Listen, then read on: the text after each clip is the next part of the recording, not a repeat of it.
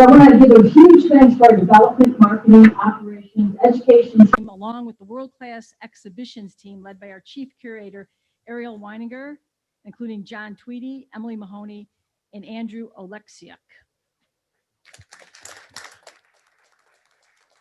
Today's exhibition and related programming also would not be possible without the incredible generosity of our presenting sponsors, and those are the Elizabeth Morris Genius Charitable Trust and the Abe and Ida Cooper Foundation. Our supporting sponsors, Susan Carcomi and Marvin Levitt, the Carcomi Family Fund, Lester and Edward Annixter Family Foundation, many of you in the room and joining us virtually. So please, let's have a round for all of us once again for your generosity and your support and being here today with us. Many of you have heard the expression strength to strength. I want to thank our partner, the LGBT Hall of Fame. With any of our exhibitions here at the museum, we really make an effort to bring local stories and voices into our exhibitions. And it was really an honor for the museum to work very closely with Rick, Gary, and Kathy of the Hall of Fame team and add a local component to this exhibit. So if you get a chance, please go downstairs. It's against the wall and it's fantastic. It has all the Hall of Fame awardees over the past minute, from the beginning of time to now, actually. The multimedia display is a highlight of our inductees and the contributions that they've made to the Chicago area and our history here in the LGBT community. And so before I introduce the Hall of Fame, the museum asked me to speak why it's important, to me, to get involved in the museum. For the last 25 years, I have had the honor and have been a very ardent supporter of Holocaust remembrance and education. I've been a longtime supporter of the museum in Washington for more than 25 years. And here when they said, oh, we're going to have a museum, we're going to open a museum here in Skokie, I was all in from the very beginning. I've had the unique privilege and blessing and honor to meet so many survivors, to hear their stories firsthand, to break bread with them, to visit Eastern Europe, to go to trips with survivors so that we could bear witness together and that I personally could bear witness to the Holocaust. My promise to all of those people that I met was to never let the Holocaust be forgotten. The mission of the museum is to remember the past and transform the future. And that's what we're doing here today. The museum also asked me to briefly explain why we think, and why I personally think the Rise Up exhibition belongs here at the museum. For all of you, the Illinois Holocaust Museum and Education Center is the second largest Holocaust museum in the country. What we do here is we not only honor the memory of the millions who were murdered during the Holocaust, but we salute the courage and resilience of the survivors. They are people who rebuilt their lives, awoke the conscience of humanity, working tirelessly to tell their stories so that none of us ever forget. The museum fulfills its mission through the exhibition, preservation, and interpretation of its collections, and through educational programs and initiatives that foster the promotion of human rights and the elimination of genocide. Rise Up is the powerful story of the persecution and subsequent uprising of the LGBTQ plus community in America. In the summer of 1969, a 6-day clash between police and LGBTQ plus civilians ignited, sparking the rise of the gay liberation movement in this country and fundamentally changing the popular discourse surrounding LGBTQ plus activism in the United States. The Stonewall Uprising was the culmination of years of LGBT plus activism led by pioneering Upstanders that shifted the movement nationwide from thousands to millions, each fighting for fundamental human rights. So as you can imagine, Rise Up, the story of the Stonewall movement does belong here, and it does belong in our community. It's important for our allies, for LGBT people, and for the broader group of folks. What we'll have here between now and May is literally tens of thousands of people that will join us both virtually and here in person, school children that will have an opportunity to go through this exhibition and learn about what it is to be an upstander. There's a whole exhibit downstairs outside of Rise Up that's dedicated to upstanders, people who stand up, to be counted, to speak up. And that's what we all need to do today, tomorrow, and always. So remember the past, transform the future. And with that, I would like to invite our friends from the Hall of Fame, Gary, come on up, Gary Chichester and Kathy Caldwell, to tell us a few words about the Hall of Fame and our connection with them. So again, thank you so much. I hope you enjoy the program today.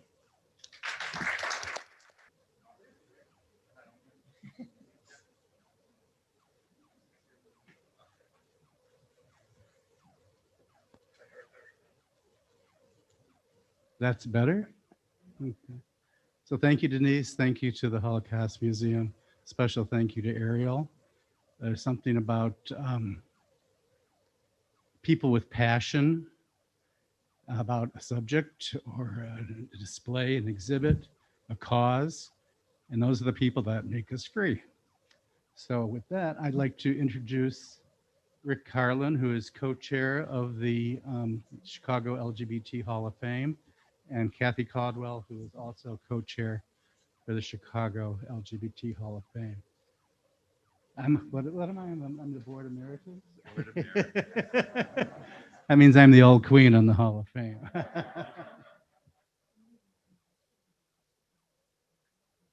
Thank you. Sorry I'm late. I was with my mother-in-law waiting for my husband to rotate up on the exhibit down there. So, no. I was with you, so we were both waiting. Thank you very much to the Hall of Fame to the Holocaust Museum for including the Hall of Fame in this wonderful, wonderful exhibit. It's been an honor to work with them. And a special shout out to Ariel, who's just been wonderful to deal with. We are not a physical space. We are a Hall of Fame in online, and we have exhibits once in a while, but we are always hoping for donations and support. And I'm sorry, I'm out of breath. I ran up the stairs. And I just wanted to say thank you very much for your support in this with for the Holocaust Museum. Kathy? Hi, I'm Kathy Caldwell, the co-chair with Rick Carlin and Gary Chichester. And I just want to say thanks to the Holocaust Museum for displaying the Hall of Fame. And also I am very proud that the Hall of Fame is in the museum here where it belongs. And everybody who's been inducted was voted in. I'm very proud of all the inductees. And it's just a great pleasure to work with the Holocaust Museum. Thank you.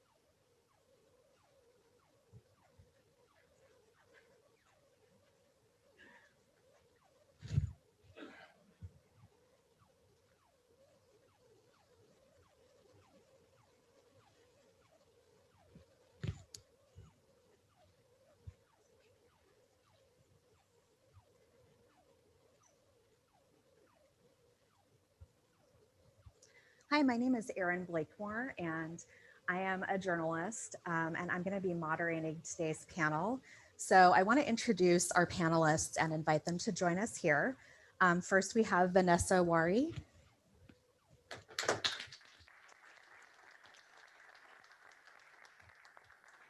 We have Art Johnston.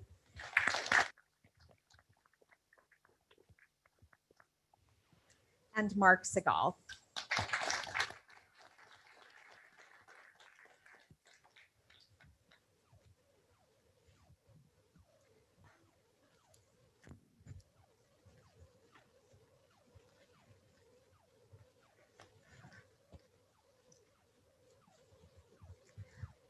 Once they're all situated, you guys good? I want to give them a chance to introduce themselves because they're going to do a much better job than I ever could. So why don't we start with you, Mark? You'll get up there or here? I'm going to come sit with you, I think. Oh, that's great. Hi, everybody. Oh, good afternoon. Good afternoon. Okay, so I am Mark Segal. Let's see. I'm 70 years old. Don't go, ooh, the alternative's not so good. I was born in 1951, meaning I was raised in the 1950s. If you were raised in the 1950s and had an idea who you were, pretty difficult. Think about it. We were totally invisible as a people. We were also considered immoral by every church, synagogue, and mosque. We were considered illegal by the police. We were unemployable. You couldn't be a sanitation worker. You couldn't be a lawyer. You couldn't be a doctor if they knew you were gay. The medical institutions, the psychiatric institutions, thought we were insane. In fact, during the 1940s and 50s, an estimated 20,000 lobotomies were done on LGBT people. So if you were gay growing up like me, and you wanted to find out who you were, you would probably go to a library. If you were lucky, you would find maybe 5 books on homosexuals, and what would they tell you? You were immoral and you were ill. Wasn't a great time to grow up. So for me, I turned 18 in 1969. And on May 10th, 1969, I went to a place called New York. And I heard they had all these strange people living in a place called Greenwich Village. So I figured, maybe there'll be people like me, because I couldn't find any in a city called Philadelphia, where I came from. So I get off the subway, the first day I'm there, and I go looking for what I think might be people like me. And there's no electric signs or neon saying, this way to the gay people. But I eventually found Krister Street. Krister Street in those days was the place where gay people hung out. It was our Houston Street. And if you read at 18 years old, once you found Krister Street, what you did every single night was come to Krister Street. You would walk up and down. If it was cold, you might have gone into the Silver Dollar, which was a diner. But every time, late at night, you would go into a bar called the Stonewall. Last week of June, like every other night, walking up and down the street, I went into Stonewall. I'd only been in New York 6 weeks, May 10th. A little after 12, lights blinked on and off. That had never happened before. I asked the person next to me, what's going on? And casually they said, oh, just another raid. It wasn't just another raid. Police barged in. They had axes. They were breaking apart the bar. They used it on the jukebox. They took people who were stereotypically feminine men, masculine women, and yes, there were women in Stonewall, and they threw them up against the wall. They used every profanity you could possibly think of. A couple of people got hit. Some people, they asked them to take the money out of the wallet. And you're thinking, or I'm thinking at this point, gee, what do? Call the police? These are the police. And it made me realize how little we were in society. Little by little, they began to card us. And remember, I'd only been in New York for 6 weeks. I still looked like the guy next door. I had no money. They had no use for me. I wasn't stereotypical. They didn't want to harass me. So I was one of the first ones to get out of the bar. When I got out of the bar, I stood across the street. as people started coming out, anybody who looked like they had a job or family in the area, hey, they hightailed it. They got out of there. People like me who were at that time street kids hung around. Drag queens hung around. Those people we might consider stereotypical trans today stuck around. Pretty soon, there were about 50 of us outside the bar. Many people don't realize that inside the bar at that point were only 5 or 6 police officers plus the bar staff. We now were more outside. Eventually, the police decided, they had enough. You know, they did what they were going to do. They were going to leave. At which point they opened the door, and we started throwing whatever we could at the bar. That would be cans, that would be coins, what have you. They closed the door. This happened several times. The interesting fact here is that up until that point in history, the police had always imprisoned us. We were now imprisoning the police. It began to get out of hand, as everyone knows. They called for backup. While this was going on and people were running up and down the streets, windows were being broken, a guy by the name, for those of you who know LGBT history, by the name of Marty Robinson came up to me. Marty gave me a piece of chalk, and he said, I want you to go up and down Tristram Street and write on the walls and on the ground, tomorrow night Stonewall. He was the first person to get the relevance of what was happening. That second night of Stonewall, Marty Robinson and Martha Shelley spoke from the steps of a closed stone wall where the glass on both sides were broken. That was the second night. Still fighting occurred with police and so forth.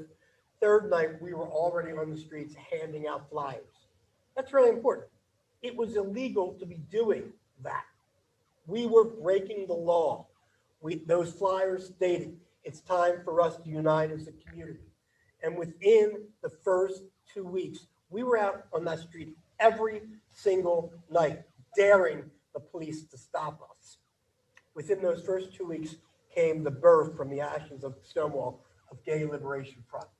Gay Liberation Front was the first inclusive, diversified LGBT organization in the history of mankind or personkind. We had trans people for the first time.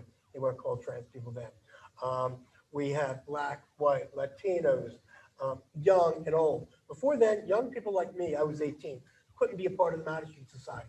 They didn't want me in their doors because they were afraid they would be arrested by the police for corrupting the morals of a minor. I wanted my morals corrupted. What is their problem?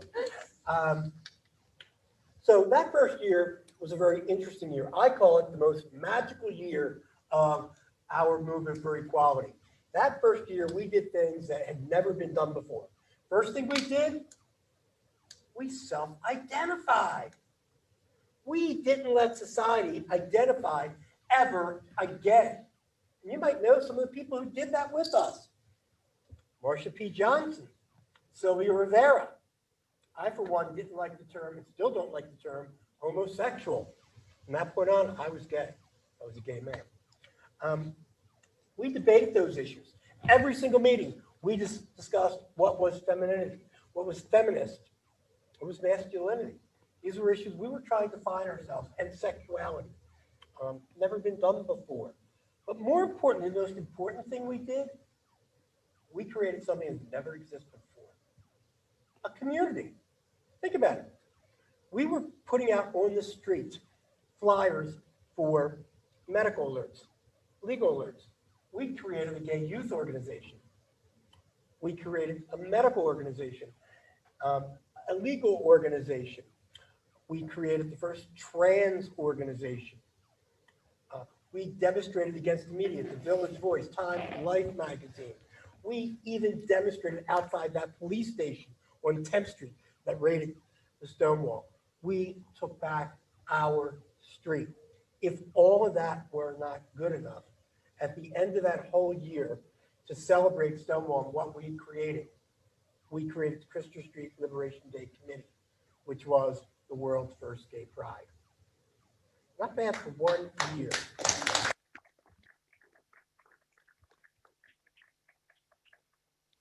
So I think I was told to talk, I could only talk for 10 minutes. So I have to give myself. I don't think you outdid yourself. I think you're still good. But I do want to talk to Art and find out, you know, what life was like for you before Stonewall and what your role in the Chicagoland gay community is. I came to Chicago for 1 year in 1972. I wanted nothing to do with Chicago because it was only 4 years after the '68 convention. Popular culture, including popular music, was all about stay away from the pigs in Chicago or come to Chicago, take a stand. So I came for 1 year at the program in Northwestern and never crossed Howard Street. I wanted to get done. I had a wonderful job in Virginia I wanted to go back to. And then one night, imagine gay people in the theater department. Some gay people in the theater department said to me, come on, we gotta meet some more people. So we went down to some bars. I didn't know there were that many gay people in the world, let alone in a few bars in Chicago. And I met somebody that night who said, oh, your name is Arthur. You have to meet my friend Pepe. I went, and why? They said, because he has a partner named Arthur. And I still didn't quite get it. But we went to this bar, a little mafia bar. And the bartender was named Pepe. And he did have a boyfriend named Arthur. And I fell instantly head over heels in love with this man. And kept going to his bar regularly. And then one night he said to me, by the way, I broke up with Arthur today. So I let an appropriate amount of time go by, I think 2.5 minutes, and said, so what are you doing? What are you doing after work tonight? He came home with me that night and never left. So I'm incredibly fortunate. We've had a 48-year first date. He was a bartender at a time when the only place that gay people could meet each other were bars.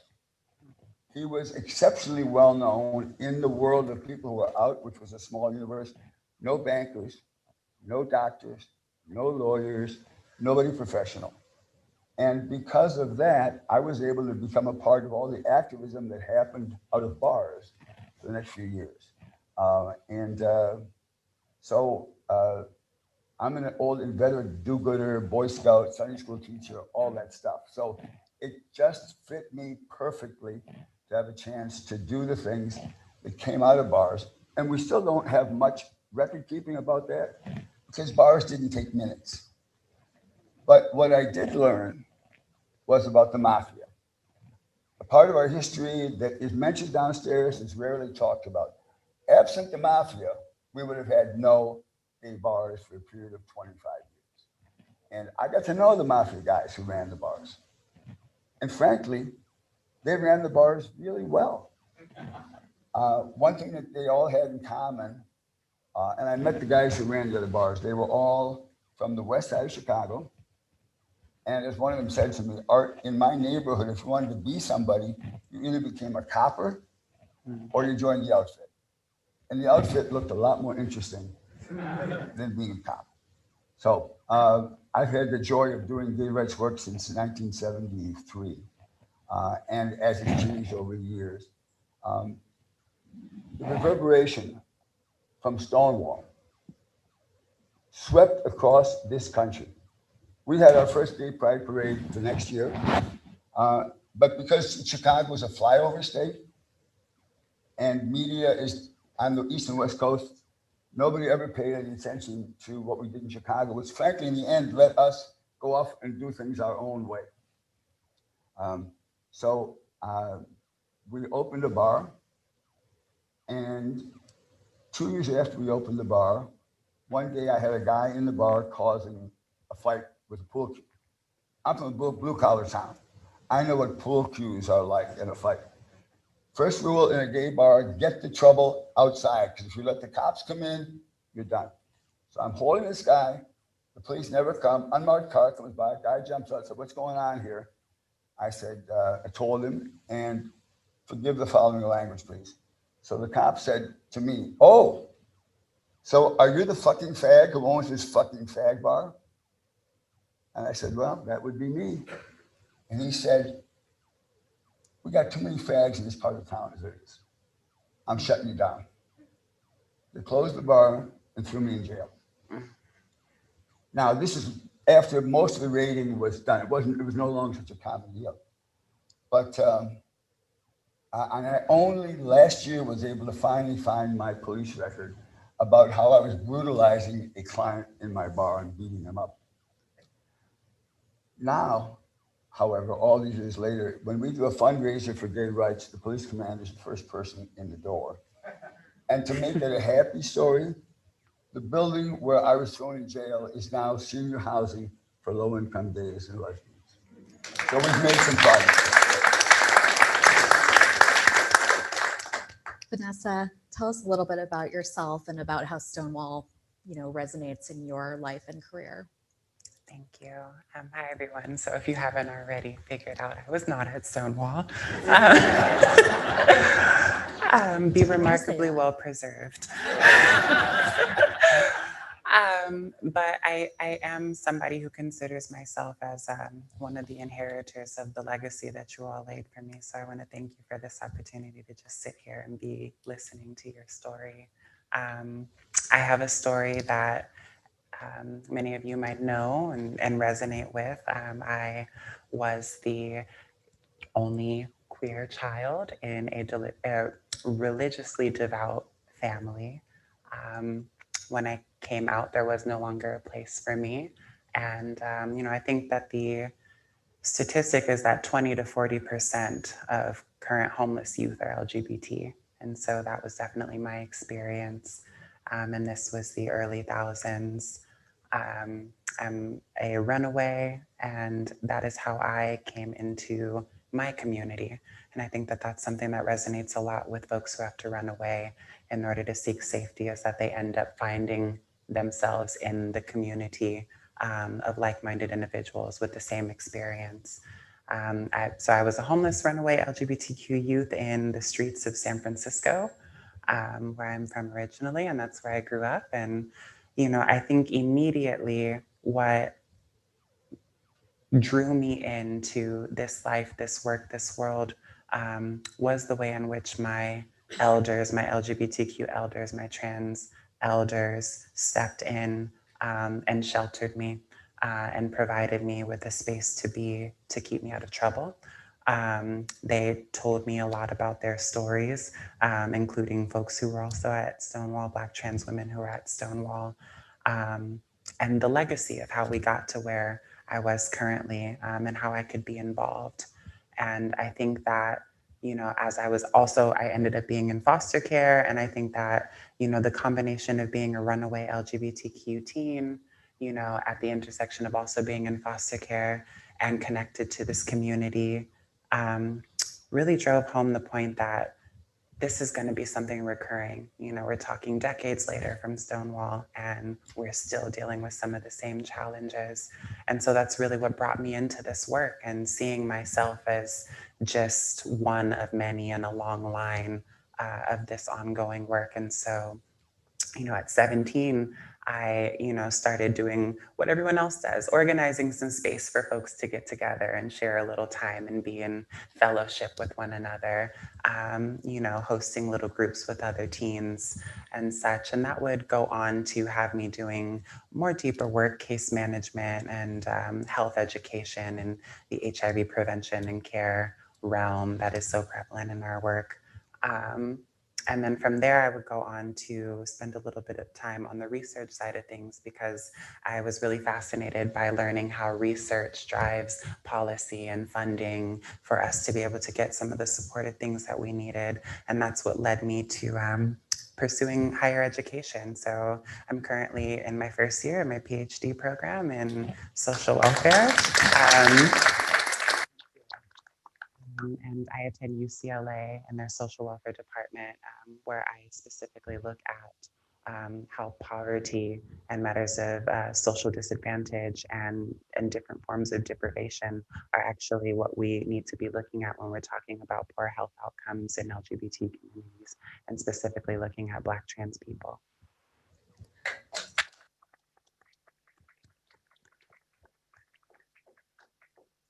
So I wanted to ask our audience, by a show of hands, who among you has heard of the Black Knight Brawl? How about the Compton Cafeteria Riot? How about the clash at Cooper Donuts? How about the pickets at draft offices? What about work to get definitions of homosexuality that were tied with deviancy taken out of psychological textbooks? What about the annual reminders? All of these are protests, actions, struggles that occurred within the same 10 to 20 years. And the first ones I mentioned, all were violent and rowdy. And the second ones I mentioned were much more disciplined and maybe a little more buttoned up. And I wanted to talk about that tension between respectability and the fact that this is about people's lives. So I wondered, I mean, you're nodding a lot, so I'm going to ask you first, what was that tension like at the time between, we need to be rowdy, we need to be ruly, and how do you see that playing out now? Very quickly, can I interject something before Of course. that? I love that question. Be surprised at the answer. LGBT history, by the way, in the United States, and you all should be very proud of it, started in Chicago. Did you know that? Yes. Guess what year? 1926. Bravo! We should all know our history. So I'm proud to be here. And I spoke at the first or second year of the Gay Pride March here in Chicago when you just opened the Harold Brown Institute. And I came in and I spoke on a show called Earth Cups in It. Oh, yes. Oh, yes. Yeah. So Chicago has a nice place in my heart. To answer that, I'm sorry. No, you're fine. Connect with them. Up until, so 22 starts the first gay organization in America here in Chicago. Herbert, I can't remember his name. Thank you. Appreciate that. And he doesn't get the credit he deserves. The man who gets most of the credit is Harry Hay from the Mattachine Society. Then comes Phyllis and Dell for Daughters of Bilitis. But all of them are, yeah, they were great. All of them are pretty subdued. There's a riot in 1965 at Compton's in San Francisco, which is similar to the Stonewall. Only difference was nothing was organized after. There wasn't a gay liberation front. But it was similar. It was a late night place where people went after the bars, many of them in drag. And the server said, we don't want to serve people like you anymore. And they said, what's wrong with our money? And it was a riot. It was a riot, similar to Stonewall. They don't get credit for that, primarily because it was drag people. But what is known mostly is, as you said, the Remembrance Days. Remembrance Days took place in Philadelphia every single July 4th from 1965 through 1969.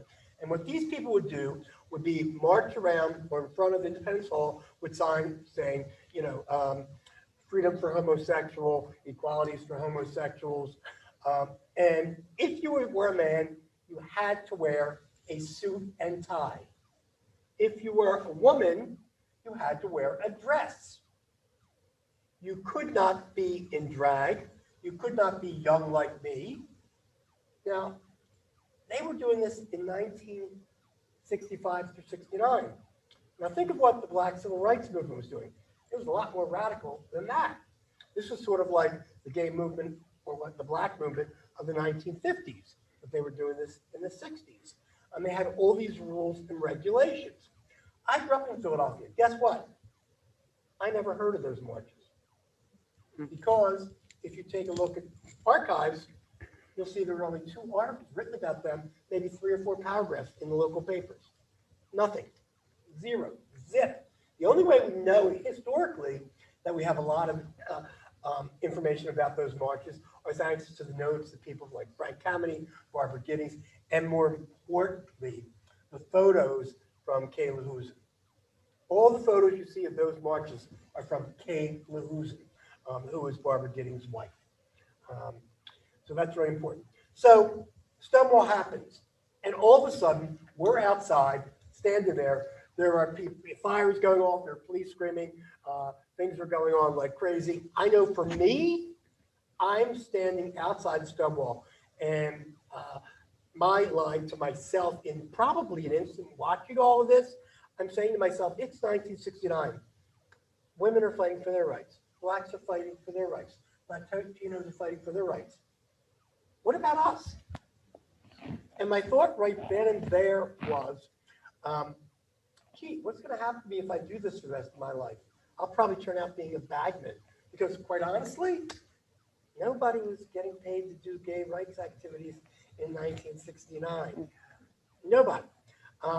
But starting that night when I wrote on the streets and on the walls, that became my life every single day to this day now.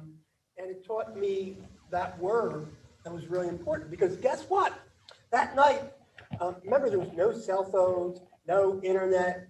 So therefore, no TV stations came down to the village to see this riot.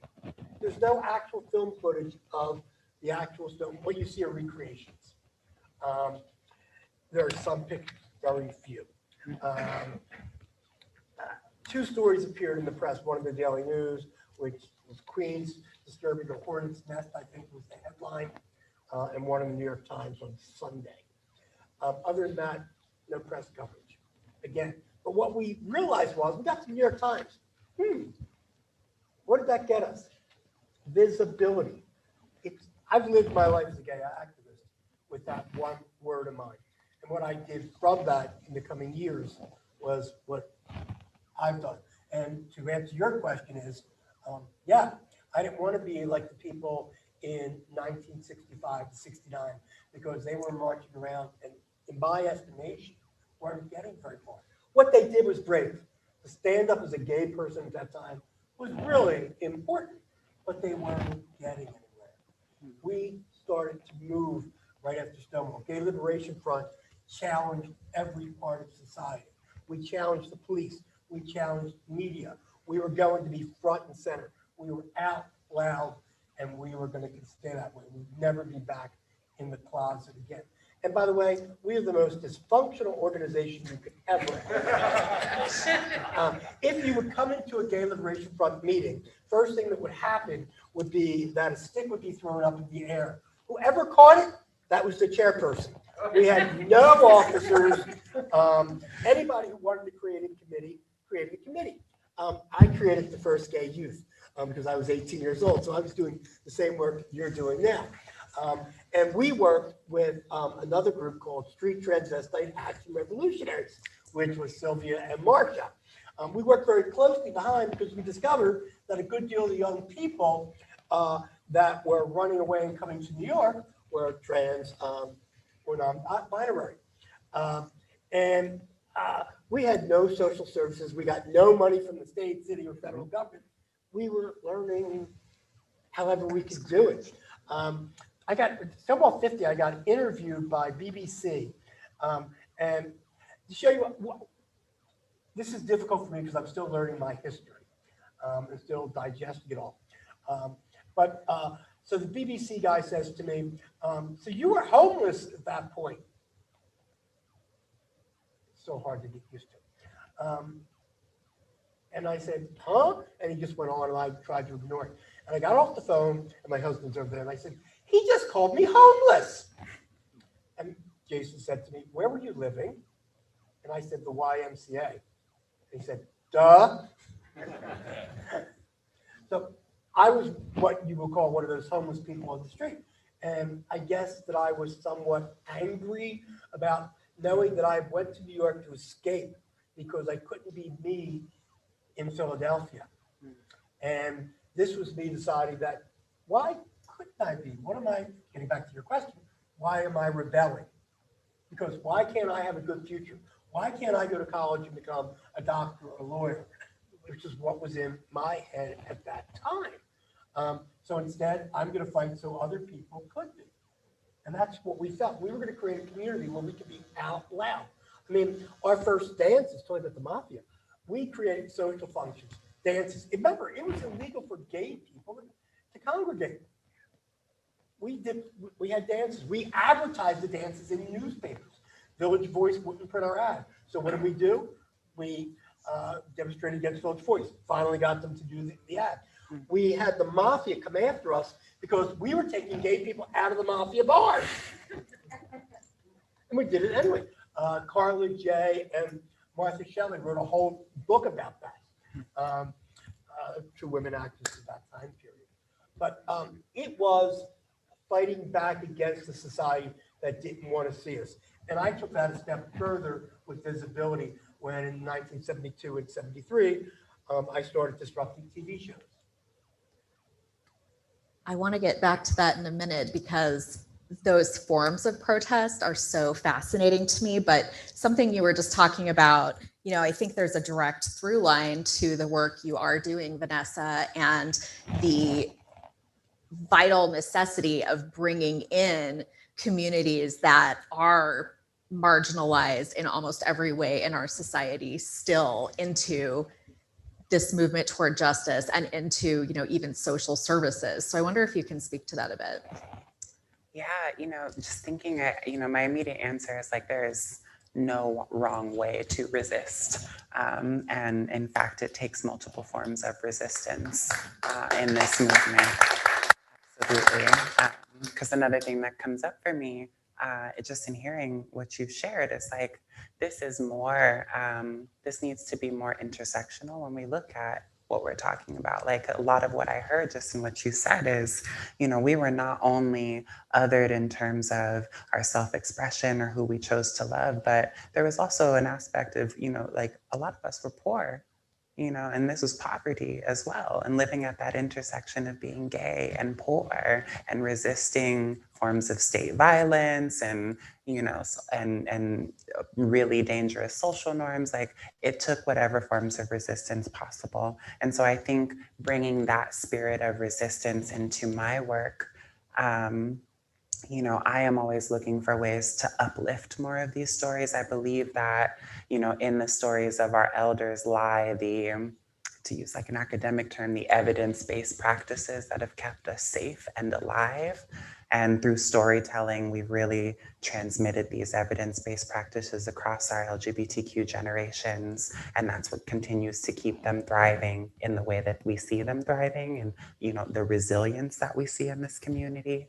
And so through my research, I seek to find ways of knowledge production or knowledge validation in the academic setting that doesn't recreate the wheel, but it really brings these stories and this evidence in an academic format to see what we can learn from what we have already done. To think that communities have not known how to articulate their need and to organize themselves to meet the need is kind of silly. We've been doing it for generations, and we need to look intentionally at what can be found there, and the future implications for like social welfare services and policy and practice. It all lies in there. It's already been done in community, and we need to find ways to center community in leading more of these fronts. And so pushing back against authoritative ways of thinking and knowing and doing and really positing community frameworks of understanding and organizing and matters of social justice in the work that we do and the interventions we hope to develop is also a form of resistance. Simply existing in a world that has sort of expected you to, disappear off the back and just sort of go extinct, and just being here, stubborn and defiant, is resistance as well.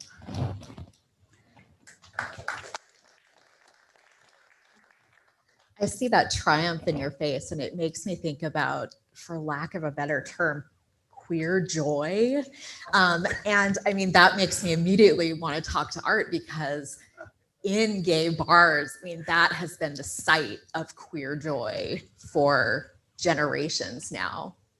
It has been said, and accurately, that most important things in the history of the gay community began in bars.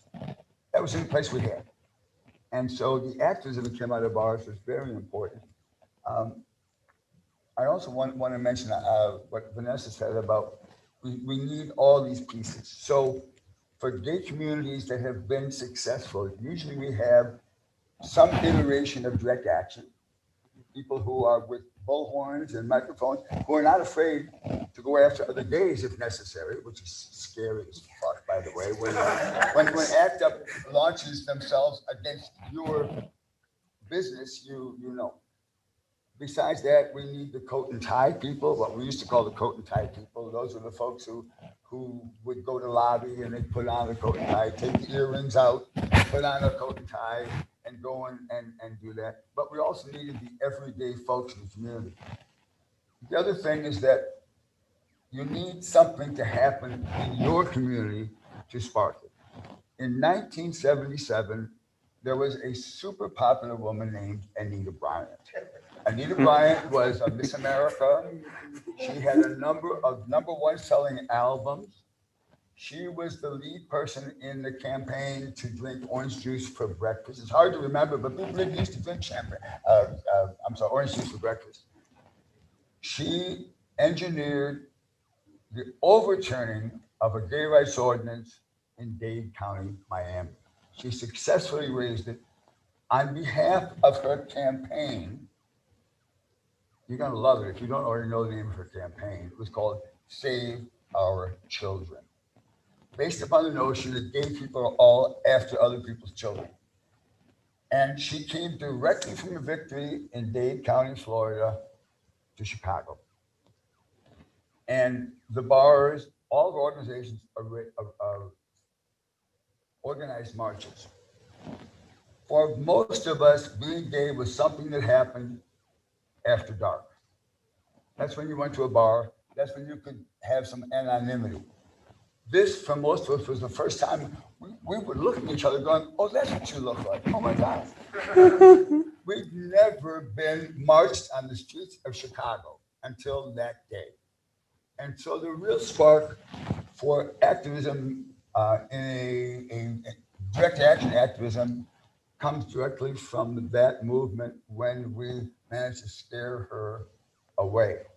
And out of that movement, in the same way that the folks at Stonewall,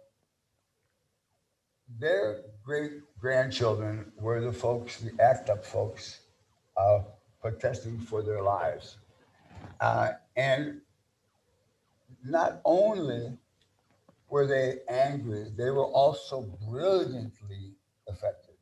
They knew when to host an event, when to do a zap of the American Medical Association in time for it to be on the evening news. And I chart our success as a community all across the United States when ACT UP started to protest and do it in a way that folks had to pay attention. Because when, you may not know this, but when AIDS began, the unofficial attitude of government was, it's just fags. It's just fags. The other group who were affected in the beginning were Haitians. They could never figure out why Haitians. But that made it even harder because they could say, it's just fags, or I can say what I'm going to say because my husband is from the Caribbean. It's Caribbean niggers and fags. Let them die. What's the difference? And those moments became that moment. You all know the moment when you're in a group trying to figure out how to do something and you suddenly realize, oh, I guess it's me.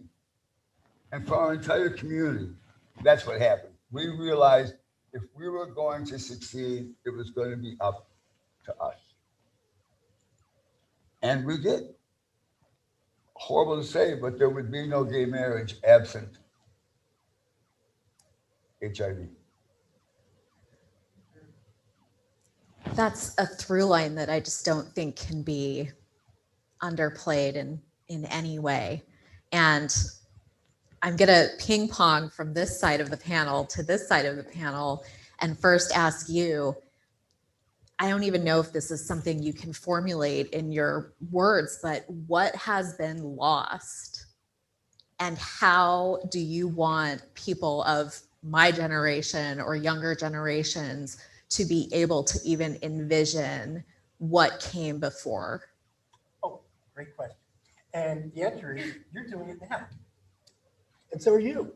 By the way, is that Williams Institute you're with? I love the Williams Institute.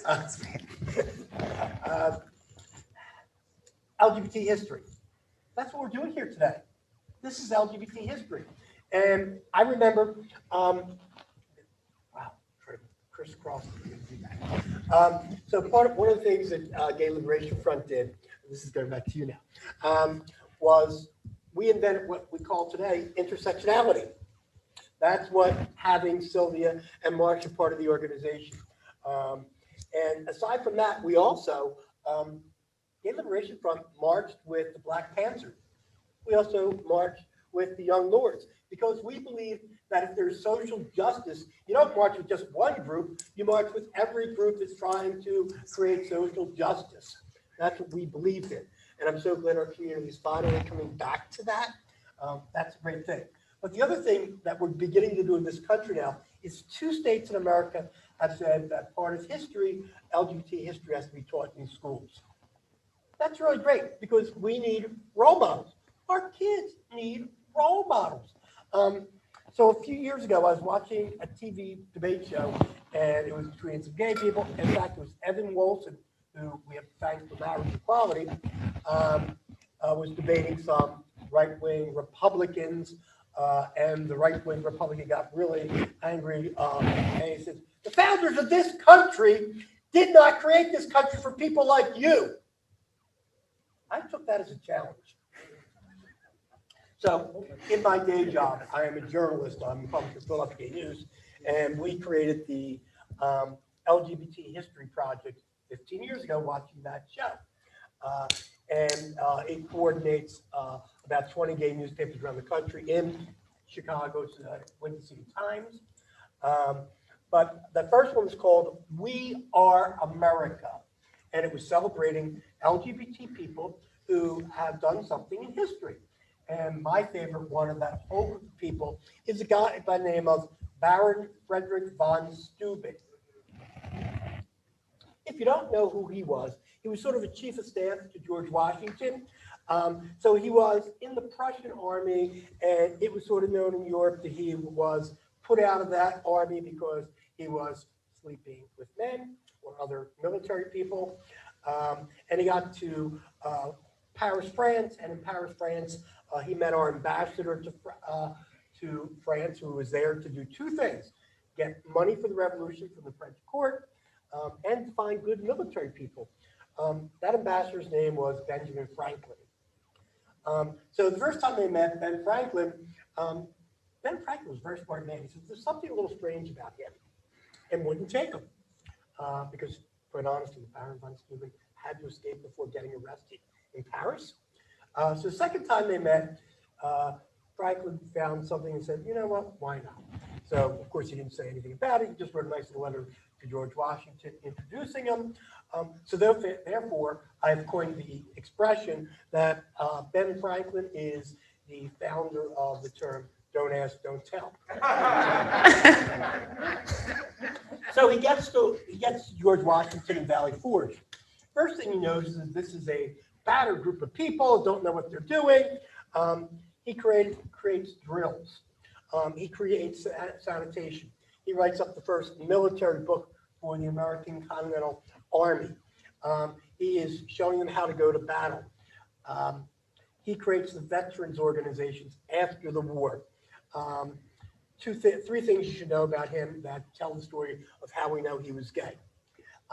Number 1, if you read the very popular book about John Adams, you'll see there's a letter between the Adams family talking about John and Adams didn't want one of their sons living with von Steuben because you know what kind of person he is and what his morals are. And the second way we know this very simply is that the Continental Congress wouldn't give him his pension after the war because of his morals. And George Washington's last letter as commander of our Continental Army was to write a letter to the Continental Congress saying you need to give him his pension, because without him there would be no United States of America, and he is man's highest moral honor. Therefore, ladies and gentlemen, there would not be the United States of America if it was not for a gay man. Created by George Washington. Was that too long of an answer? Yeah. I actually do want, I can ping pong this back to Vanessa, and here's how I'm going to pull it off, Mark. I was talking with Vanessa before this panel about elders and the people who've come before. And you made the point that there is no such thing as doing this work in that vacuum, that basically your existence and the existence of, you know, the community, I don't even know if we can call it that, relies on that. I wonder if you can talk a bit more about that concept of elders and, I don't know what you call the youngers, the youth. The youth. I mean, elders are so important and vital to this particular movement and towards our collective movement to liberation. I mean, individually, elders have been such a key players in how I got to being where I am today. If it wasn't for my like Black and queer and trans and gay elders who pulled me out of what would have been harm's way, I couldn't say that I'd be here.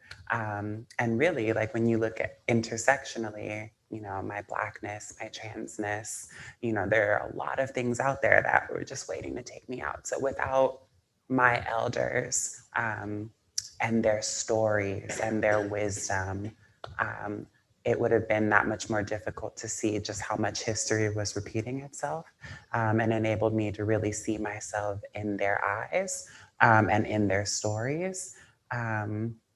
And so I just think that they're like so vital. Like I think even back to, you know, the Stonewall days, even though I was not there, I know from the stories that like Black trans women were adopting and saving queer kids who were being thrown out of their houses. We have the story pose that shows what the mothers of the ballroom scenes were doing for queer and gay children out there, deterring them from engaging in survival sex work and feeding them with their own survival sex work money just so that they could be a little bit more safe.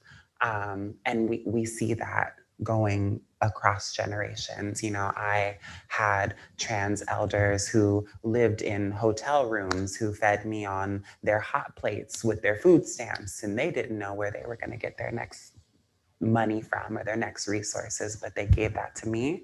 And that's why I am where I'm at today. And so I think that, you know, we have to find a way to center our elders more as we strategize how we really gear up for this fight. You know, because our elders did so much for us to be able to even have the resources that we have now to play with. And it needs to be reciprocal in nature in a way that we really are looking at our like LGBT elders and holding them so that they can age in place with our support around them. And then for the youth, it's about helping the youth to see, you know, that a long legacy of people. They come from a long legacy of people who have fought and marched and died and sacrificed and screamed and did everything under the sun in order for them to have more than they ever did. But not only for them to have more, but for them to envision more. And I think that we can't understate the importance of imagination in this movement and being able to envision what is possible. I did not think that Black trans women pursued higher education until I met a Black trans woman who had pursued higher education, and I then knew it was possible. So it's really important that we find more ways to connect our elders with our youth and center our elders and their voices and their stories in this movement, because there's just so much to learn. Yeah. Did you have something to add? I do. In recognition of where we all are physically here today, two things. One, in our community, the importance of elders cannot be overestimated. And one of the biggest issues that we confront is the lack of any systematic way of transmitting our history to our youth. Because we do not grow up in families with lesbian Aunt Martha and gay granddad. So we don't grow up hearing the stories. We need to do that. No group does a better job of transmitting their history than Jewish communities, who know the importance of transmitting history. And it's something that we need to learn how to do. No better group to teach us. And my only one last one was that one of my favorite authors, an activist, passed away, Eric Rolfs, said, "There's no better preparation for me to spend my life as a gay activist than being a Jew in America." And so there's so many more thoughts that we're all going to have that hopefully this exhibit will help us see some of that intersectionality. So, okay, yeah. Thank you for saying that. I'm Jewish, if you haven't noticed. I'm culturally Jewish. And I got to tell you that influenced what I'm doing today. That influenced me standing outside of Stonewall in 1969. And in my book, which is available in the bookshop and I'll sign, I want them to make some money here. I talk about my grandmother, who is my heroine in my whole life. Her name was Fanny Weinstein. And I mention her because she's the reason I'm doing what I'm doing. Fanny Weinstein and her family had to leave Russia because of the pogroms. Fanny Weinstein came to the United States and became a suffragette. Fanny Weinstein came to my house when I was 13 years old and took me to my first civil rights demonstration. No wonder I got into my mind what I did that night but I'm lucky enough that in a few years after Stonewall, probably 20, I was doing an event in Philadelphia. And I was speaking from a balcony, and I had another speaker who I was introducing, and the other speaker was doing really bad. And my grandmother was in the audience, little Fanny Weinstein, 4'8" or whatever. And her grandson, was being pressured because the event he's doing is like going nowhere. So all of a sudden, Fanny Weinstein, 80-some years old, 4'8", started going, "Right on, right on, right on." And the audience applauded, and I got the speaker off the stage. So, nice supportive Jewish family? Yeah. I could just say one more thing, just to add to the importance of us being able to have our histories in one place. I would just posit, in addition to what's been shared, that we do transmit our stories. We need better ways of doing it so that we can have them preserved for more generations. But I think sometimes it's even providing next generations with the tools to recognize when they're being transmitted, their histories through the casual stories, right? Because that's when it happens all the time, right? Like, it was sitting at the bar with my trans mother, and she's like, "Girl, I had a good girlfriend one time," and then proceeds to tell me an oral history. So I think that it's in those moments that so much of that rich cultural value is being imparted. And so we need to, in addition to finding ways of curating exhibits and having, written, histories for us to actually pass down, and academic texts, and, wide ways of saving our knowledge, being able to provide tools to the next generations they can analyze as they're listening to people, what it is that they're actually being given, because we're actually saying a lot more than the words we choose to come out of our mouth. So for the elders on our panel, I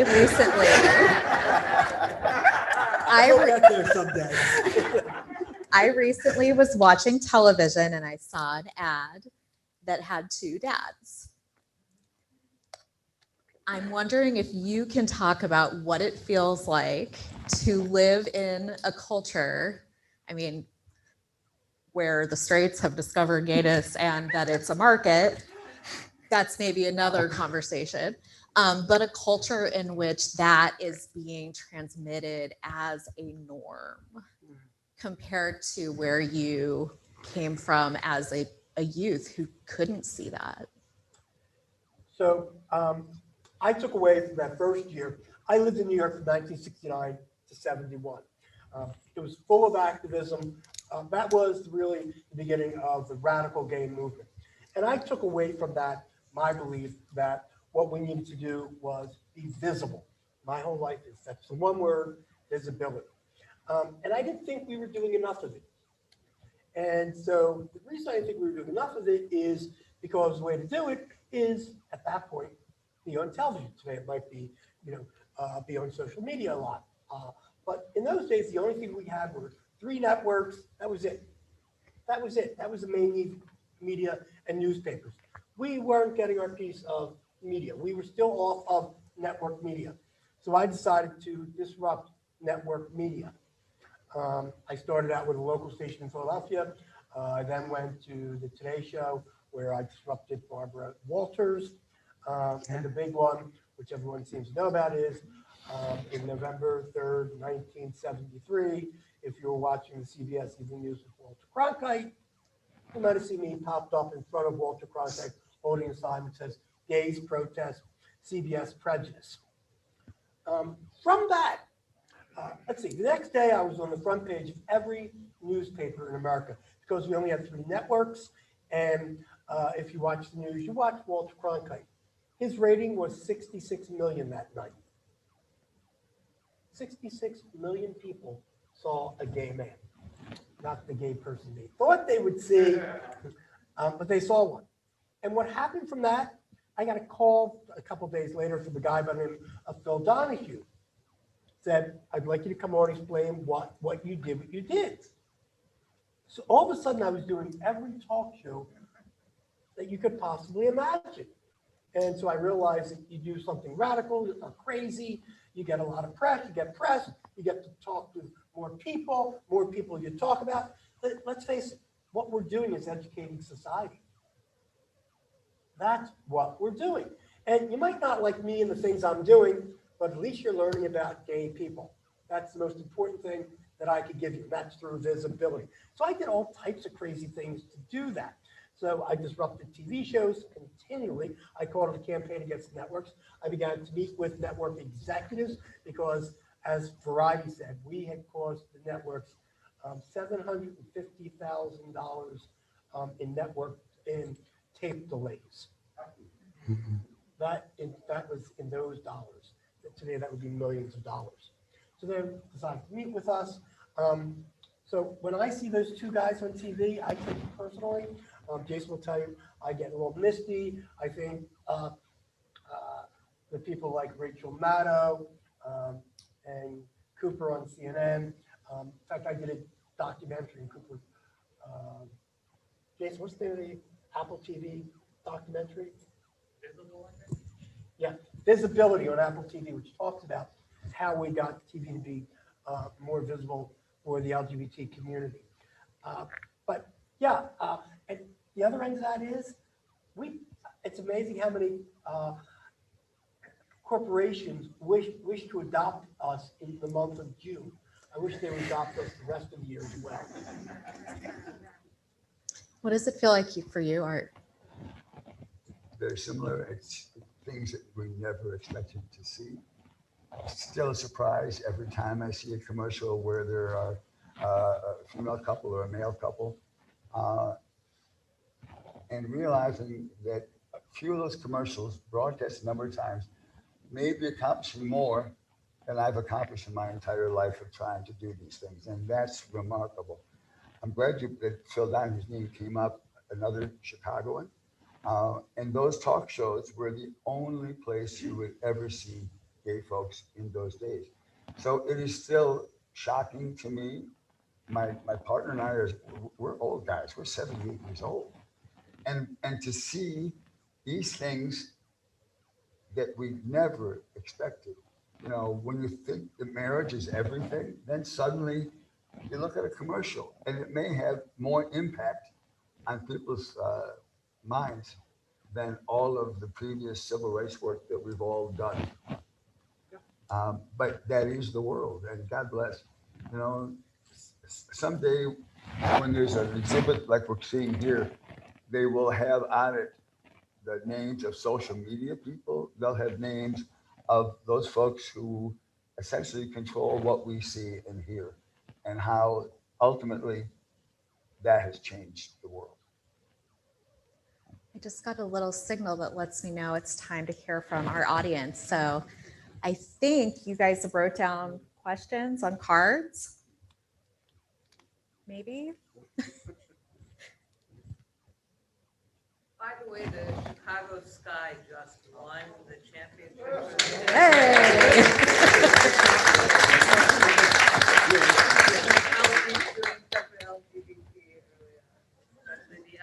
I didn't get a chance to write something out, but can I ask a question? I don't know how hard it is. So the value of the Holocaust Museum hosting this exhibit was thrown into relief with me yesterday when I spent an afternoon with two men who came from two different marginalized communities each. Very casually dismissed the issues faced by other marginalized communities. And so I'd like to ask each of the panelists, what's something each of us can do every day, every week, every month to bring together the communities that we variously belong to fight for justice together instead of against each other or dismissing each other? Do what we did in 1969 and work intersectionality. We worked with the Black Panthers, we worked with the Young Lords. Some of our women had to fight the feminist organizations because they wouldn't accept lesbians in that day, believe it or not. But by being part of those organizations, they'll understand what our rights are, and we'll also understand what their needs are. So that's really important. And I'd also suggest, if you want to know the connection between this panel, in a sense, or LGBT people, and this museum, there's a book called Pink Triangle. There were about 200,000 LGBT people incarcerated in concentration camps, and you can read about them.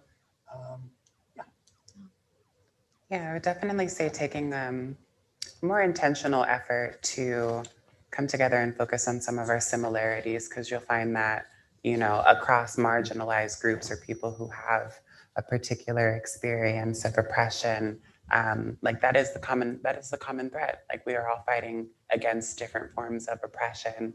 And I think if we take that as, you know, sort of what we allow to be the glue that binds us, then we'll find we're more effective in our organizing, because, you know, we're each trying to fight for our own liberation move, but there is the bigger umbrella of liberation that no one group can achieve by themselves. So I think having a conversation about the similarities and commonalities in our experience as opposed to difference and divergence is what's going to be what's more helpful. A simple thing that you can do with your friends, get them here to this exhibit. Then go to the Mexican-American Museum.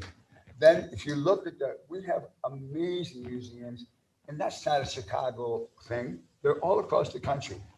And it's almost impossible, if you're not blind, deaf, and dumb, to come away from experience here or at the Mexican-American Museum or any of those in major cities untouched.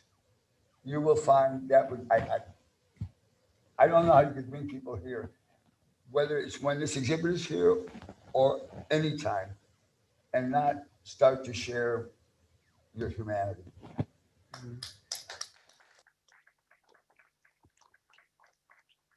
Here's a question from an audience member. What can I do to keep this movement alive? Get involved. That's it. Get involved. Use your mind. Give your ideas. Be creative. I think that's more important today than ever before. I mean, we did everything that you could possibly imagine to get visibility. And we still need visibility today, particularly, most important, for the trans community. I mean, what what is it, 43 people thus far, 43 trans people have been killed this year thus far. It's outrageous. And they're the most vulnerable in our community these days. And so get involved and be creative. You don't have to do all the crazy things that we did way back when, but just get involved. Please just get involved. I know sometimes our organizations can be crazy and we fight amongst ourselves, but be part of that dialogue. So several people have asked about family. One asks what your relationship with your family was after coming out, and another asked whether or how you've reconnected with your families. Oh, what a question. Yeah, so, you know, I do not formally have relationships with my biological family. I would, if you asked me how I would define my family, I would define my family in terms of the chosen kinship connections that I've made across my life out there, having a journey. And while there have been some attempts at reconnection, I'm just not going to stress myself out for that.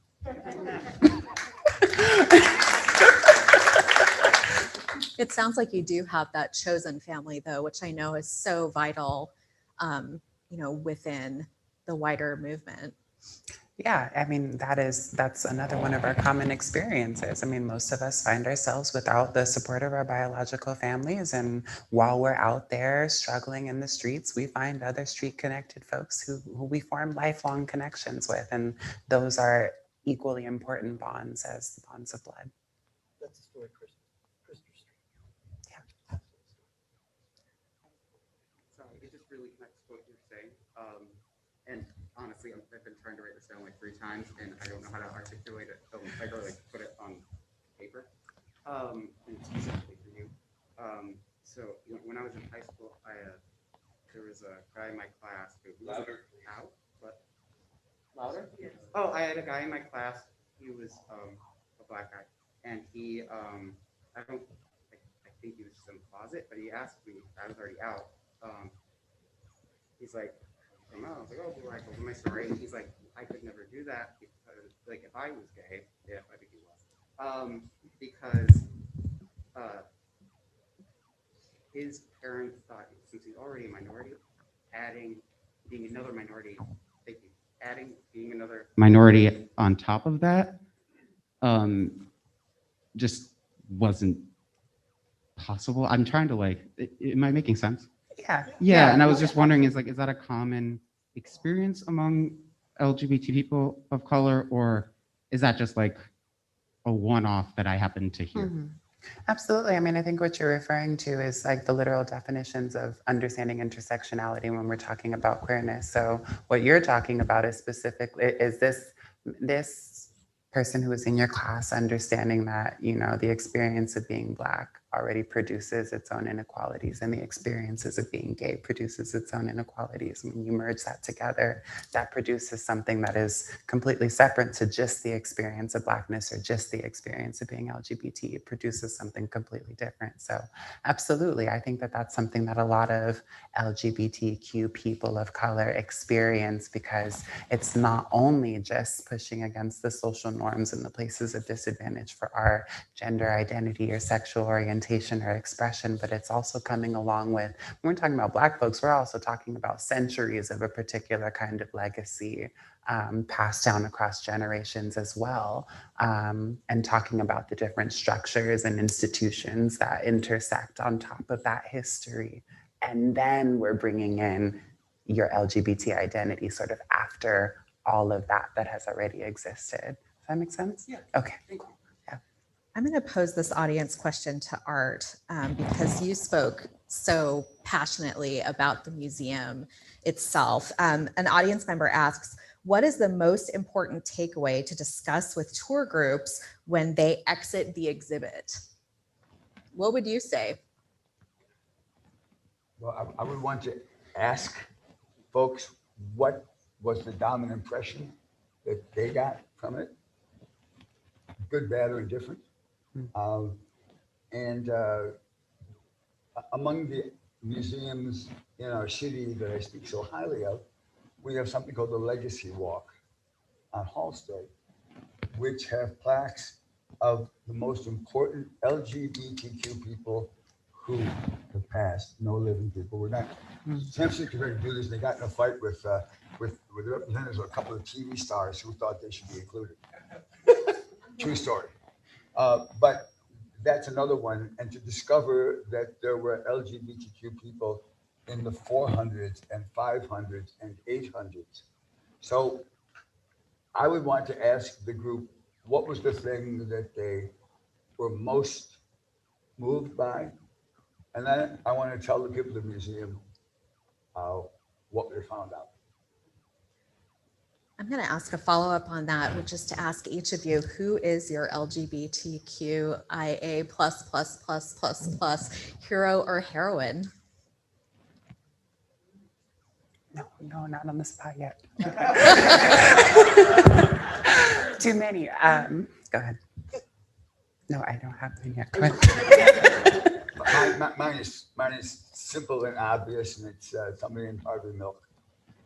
Through a weird combination of circumstances, I went to the same college that Harvey went to. I was in the same Jewish fraternity that Harvey was in. He was there 5 years before me. And I feel like somehow or another my life has whenever I get tired, we all get tired. Whenever I get tired, I pull out one of the Harvey Milk biographies and get energized and juiced up all over again. How about you, Mark? I actually have two. And they change, by the way, as I've been learning about our history and things. Well, all right. First is a guy by the name of Dr. Magnus Hirschfeld. Dr. Magnus Hirschfeld literally started the gay rights struggle. He created an organization called the Scientific Humanitarians Committee in 1895 in Berlin, Germany. That organization fought for trans rights, taking LGBT sex off the criminal records. Law number 175, there's a film about it. They had a library, which was the best library of sexuality in the world. And here's another interesting aspect. There's a very famous photo, and I'm sure you've all seen it, that was in the New York Times when during the early part of the Third Reich, where they were beginning to show their might. And it was the first book burning. And in that photo, you see the Nazis, and then you see a spike with a sculpture on it. That sculpture is Dr. Magnus Hirschfeld. The book's being burned, Scientific Humanitarian Committee. They didn't say that it was Jewish. They didn't say that it was gay. We were just invisible again. Anyway, he fought his whole life. He lectured around the world. He got beat up after that book burning and had to go into exile. He eventually died in Nice, France. And 2 Decembers ago, my husband and I got to go visit his grave. And that was very emotional for me. The other is, as I mentioned earlier, Baron von Steuben. And I've done a lot of research. I think only Paul, who's his current official biographer, and I have done writing on him. And I didn't like him at first. He seemed very flashy. He would buy epaulets for his costume, and he was a big queen. He was just outrageous in what he demanded when he's crossing the Atlantic from Ben Franklin. He threw literally an underwear party in Valley Forge. He was outrageous. But here's the interesting aspect about him. With all the times people charged him with homosexuality or going to bed with men, he never denied it. So in a sense, he was an out gay person. He didn't come out and say I was gay, but he never denied it. And so for that reason, he's become a hero of mine. And I will just share that my icon would be Miss Major Griffin Gracie, who was a part of Stonewall and taught several generations of my elders, still my aunties and my trans mothers, how to do this work, and who I'm very proud to have inherited that legacy right, it's time to close the program. I feel like this can last for another hour or two. Well, I want to first thank everyone in the audience for coming, for trusting us, for supporting us. This is just the first run of many important programs with Rise Up. Next, I want to thank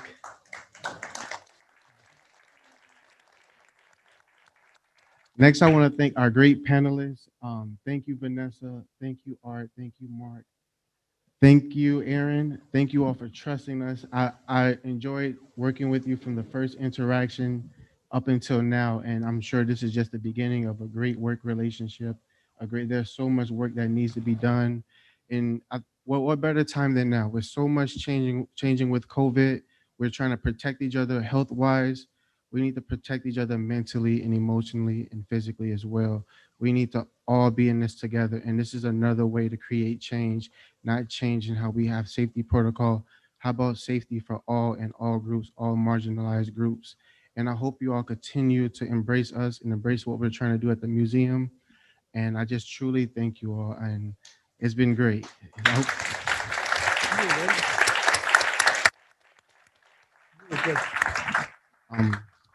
When you get a chance, please take a moment to fill out the survey you're going to get in your email. Also, please look at our upcoming programs. The next Rise Up program will be November 4th. It's going to be the LGBTQ media representation panel. We're going to have actually people who've done the work in the past and people who are doing the work currently. The key word in that is representation. We're not going to tell their stories. They're going to tell their stories. And I hope you all are there for it. Thank you.